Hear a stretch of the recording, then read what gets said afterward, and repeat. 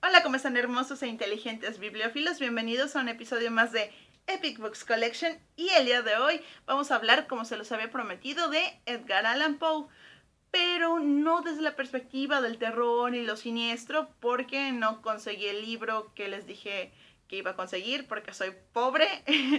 Así que, pues bueno, vamos a hablarlo desde la perspectiva del movimiento del romanticismo. ¿Por qué? No solamente es porque no conseguí ese libro, sino porque esto nos va a ayudar a enlazarlo con el siguiente video. ¿Y cuál es el siguiente video? Como se les había dicho, vamos a hablar de Don Juan Tenorio. Entonces, sin más por el momento, pues vamos, pongámonos a ello. Bien, el romanticismo, como todos ustedes sabrán, es un movimiento que es contestatario al neoclásico que decía, retomemos las fórmulas clásicas, vámonos, Platón, Aristóteles, las formas de Esquilo, había mucho género didáctico que es cómo debían portarse los personajes, pocos personajes en escena, si había muchos, todos los demás estaban muy calladitos, todo era, digamos, un sistema rígido y autoritario que no solamente era eso, sino también había mucho razonamiento. Tenemos grandes filósofos que empiezan a surgir, pero también tenemos regímenes autoritarios. ¿Y qué va a pasar? Que muchas veces la literatura, en general el arte, pero ese es un canal de libros, así que digamos, la literatura se alimenta de lo que pasa allá afuera, y si bien la literatura no refleja, sino que filtra la realidad y la recompone en figuras pues textuales. ¿Qué va a pasar ahora? Bueno, si se empiezan a cuestionar regímenes autoritarios, por ejemplo Francia, que lo que viene siendo independencia de Estados Unidos, que inspiró a la Revolución Francesa, pues si bien son eh, momentos históricos en los que se está reaccionando contra un régimen tan autoritario que dice, bueno, ¿por qué me estás oprimiendo? Yo tengo derecho a cuestionar tu autoridad, tengo derecho a buscar algo más allá. Y dicen, bueno, si eso lo hacemos en política, en nuestra vida, ¿por qué no solamente, por qué se queda solamente allá? ¿Por qué no decir, bueno, yo como individuo, como unidad básica de la sociedad, tengo derecho a expresarme, a sacar mis emociones, a dejar de un lado tanta racionalidad y empezar a sacar mis sentimientos? Porque hasta ese momento la gente no lo hacía. Todo era, te tienes que casar con porque nos va a dar dinero. No, o sea, la gente decía, bueno, es que ¿dónde has leído que la gente se case por amor? La gente se casa por conveniencia, por alguna otra cosa, pero la gente en este momento no se casa por amor.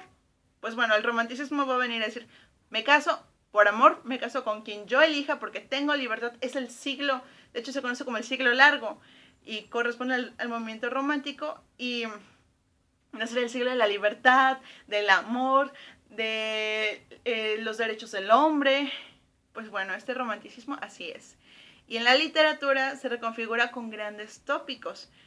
Tenemos que aclarar esto, no es lo mismo el romanticismo de Alemania, donde surge el Sturm und Drang, que el romanticismo de las colonias españolas. Por ejemplo, tenemos a Gertrudis Gómez de Avellaneda con Zap, que es una novela maravillosa. No es lo mismo con Jorge Isaacs, no es lo mismo María, no es lo mismo Las penas del joven Werther de Goethe, no es lo mismo Los Miserables de Víctor Hugo, o el romanticismo contestatario de Chateaubriand, que habla de que debemos regresar a los valores de la Edad Media, valores cristianos de la Edad Media. O sea, no es lo mismo en ninguna parte, sin embargo, conservan esto.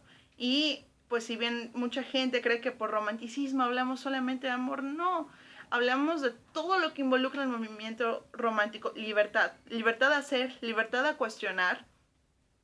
Un maestro me decía en las clases, cuando nos hablaba del romanticismo, decía, la gente se debe mantener ocupada según el sistema, porque si la gente empieza a tener tiempo libre, empiezan a cuestionar no solamente lo que hay, sino lo posible. Y cuando empiezan a cuestionar lo posible, el sistema tiene un problema, porque no solamente cuestionan lo que es, sino lo que podría llegar a ser. Y esa es una clave importante de este movimiento. Ahora, como les decía, en el romanticismo no hay precisamente esto de amor por todos lados. Si bien lo encontramos, por ejemplo, en Werther, que es también mi otra novela favorita, como ya se habrán dado cuenta, me gusta mucho el romanticismo, donde habla de un amor imposible. o Los Miserables, donde precisamente hay como todo este elemento político y de justicia social, vamos a ver que tiene un lado más oscuro. Digamos que este es el lado luminoso, pero el lado oscuro nos va a llevar hacia el terror. Tenemos novelas románticas que se caracterizan, bueno, se meten dentro de lo que se llama novela gótica. Hay autores que dicen novela negra. Novela negra lleva la confusión porque está la novela policíaca, así que diremos novela gótica. Tenemos a Horace Walpole, El Castillo de Otranto, tenemos incluso a Mary Shelley, tenemos, creo que la última novela gótica sería Manuscrito encontrado en Zaragoza, de Jan Potocki. Pero vamos a ver que esto, si bien recurren a elementos que podríamos decir bastante ficticios, que en este momento tal vez nos parecerían falsos por esta falta de sensibilidad que tiene pues el mundo de ahora, vamos a encontrar que más allá hay una especie de romanticismo que llega a ser una especie de neoterror, porque vamos a hablar, la novela gótica, terror, ¿ok? Entonces, vamos a ver que hay unos que empiezan a hacer un terror moderno. De esa novela gótica tienen obviamente elementos del romanticismo, pero es un poquito diferente. Ahí es donde entra Poe.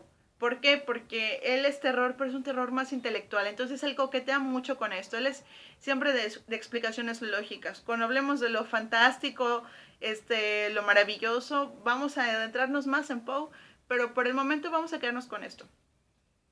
Ahora, ¿qué tiene de particular Ligeia para mí? Si bien Poe, como ya les dije, es más racional, es más bueno, resulta que en la caída de la casa Usher había una grieta y por eso se cayó, no fue nada mágico, fue porque era una consecuencia natural de que hubiese una grieta.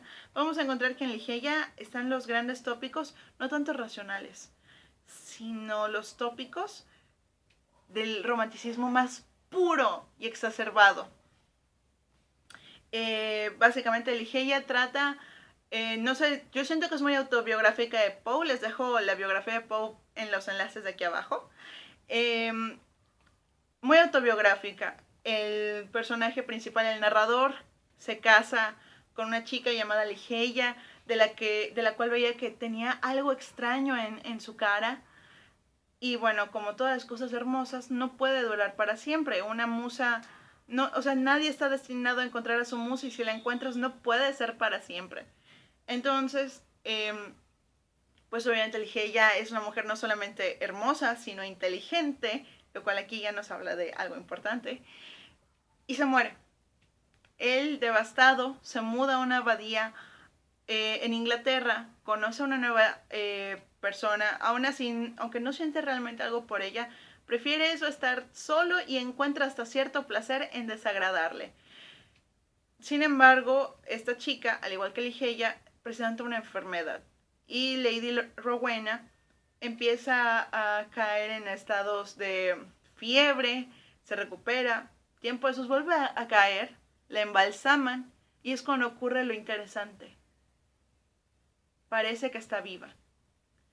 Y al final, y esto se los voy a decir porque yo intuyo que ya lo leyeron, y si no leyeron, pónganle pausa, léanlo y regresamos. ¿Ya hicieron eso? Sigo. Al final, él encuentra una aparición, y en eso termina su relato.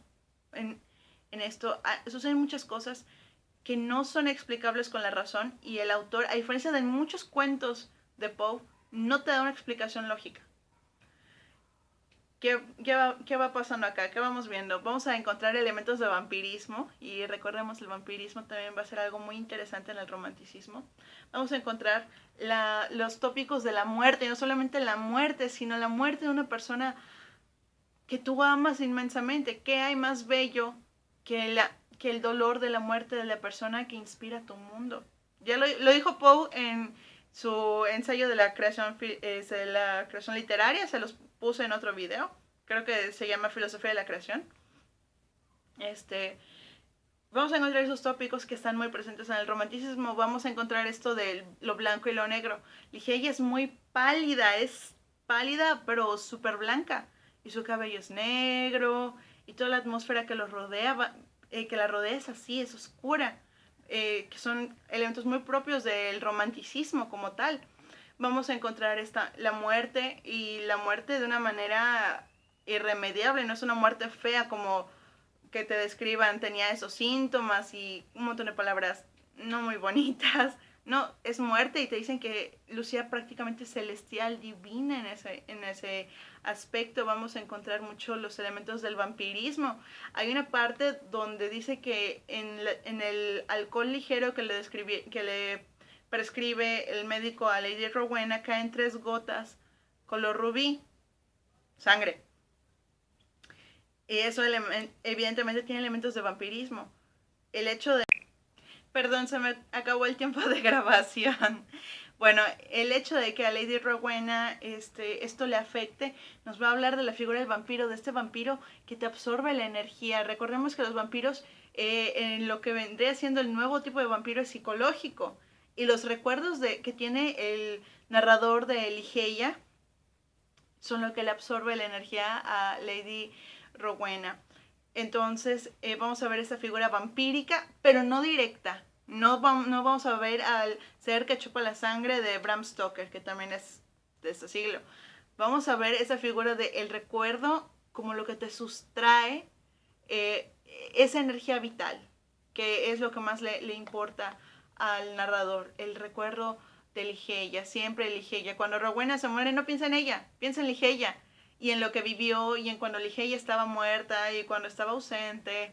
Entonces esto es algo que va a ser muy importante. Las descripciones igual, una abadía que se ve por fuera monstruosa, pero decorada adentro de una forma exquisita, pero terrorífica también. Él habla precisamente de figuras monstruosas, colgadas, que semejaban los sueños impuros de los monjes, en visiones terroríficas, en un aspecto espectral, fantasmagórico, del aire que a propósito circula por ahí y al cual él explica, tal vez eso hacía que Rowena estuviera alucinando, pero pues no, también vamos a encontrar el abuso de sustancias, el protagonista fuma opio, tal vez eso es una explicación lógica, pero funciona mucho en lo que vendría siendo el borde de lo fantástico, lo maravilloso. Ya hablaremos de eso en noviembre.